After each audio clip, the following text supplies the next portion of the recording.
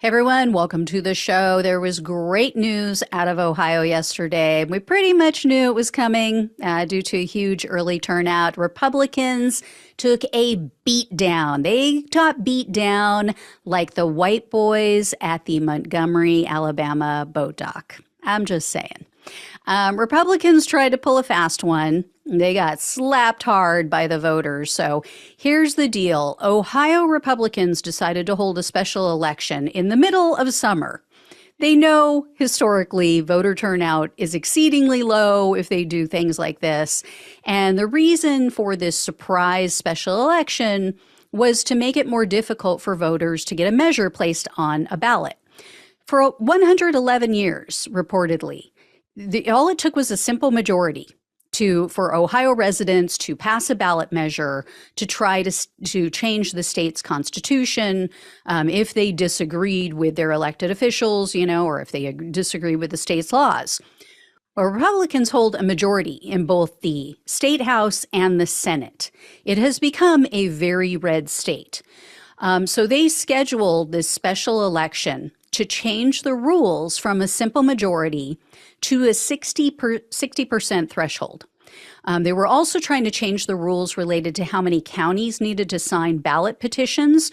So in the past, it had always been they had, if people were going out collecting ballot signatures, they had to collect signatures in a minimum of 44 of the 88 counties. Well, under this new rule that they were trying to pass, they were asking anyone who was seeking to get an amendment on the ballot, they would be required to get a signature in every single one of the 88 counties within that state.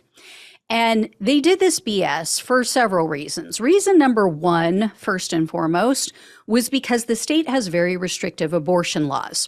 Right after Roe versus Wade was overturned, Republicans implemented a 6-week abortion ban in Ohio. So pro-choice advocates went out. They gathered more than enough signatures, far surpassed what they needed to get a measure placed on the ballot for the November election to codify abortion rights into Ohio's state constitution. So Republicans knew they had to try to stop that somehow. The other reason are things like expanding Medicaid, the state's pathetic minimum wage, which is at like $7.25. They can't have their corporate donors pissed off at them. God forbid corporations, God forbid business owners have to pay their workers a living wage, right? But what the GOP wasn't counting on was a huge backlash and a surge of interest because of these reindeer games that they were trying to play. So as of late July, early turnout among Ohio voters was exceeding expectations. In just 7 days of early voting, over 116,000 Ohio voters had already cast their ballots in person, plus they had received 38,000 absentee ballots. Just to put that in perspective, that voting far surpassed, overall it has far surpassed, but it surpassed even at that point last year's midterm election, which had a ton of media attention. Now, it seems Republicans tried to pull even more shady stuff on Election Day. There were reports online of voters being turned away because their polling place had been changed without warning. It didn't work, though. At the end of the night, 3 million votes had been cast, and Ohio voters rejected this Republican power grab. The end count was 57% against their change to a 60% threshold, with 43% voting for it. Of course, the spoiled brat election deniers have already started with their fairy tales about election fraud. I guess there was one polling place that had issues with their voting machines, but according to reports of what actually went down, about 20 voters in total were affected.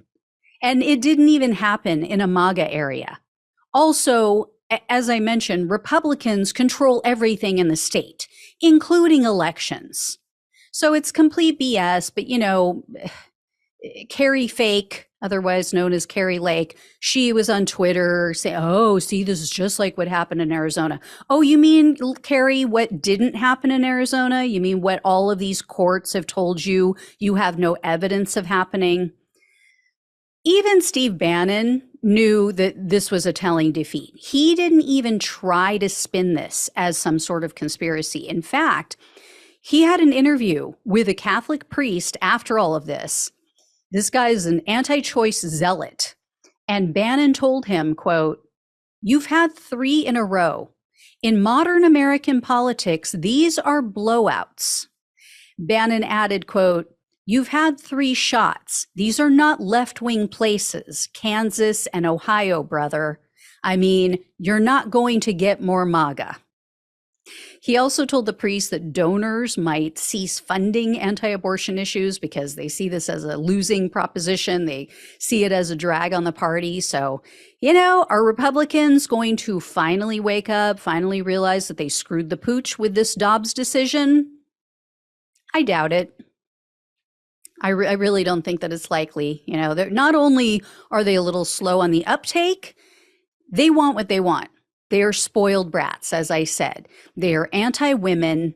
And as I've mentioned before, they need to keep women barefoot and pregnant and out of the workplace, right? Because they don't want women to realize, oh, I actually don't need you. You actually treat me like crap, right? How else are they going to hold on to an intelligent, strong woman while treating her like a second-class citizen and a slave?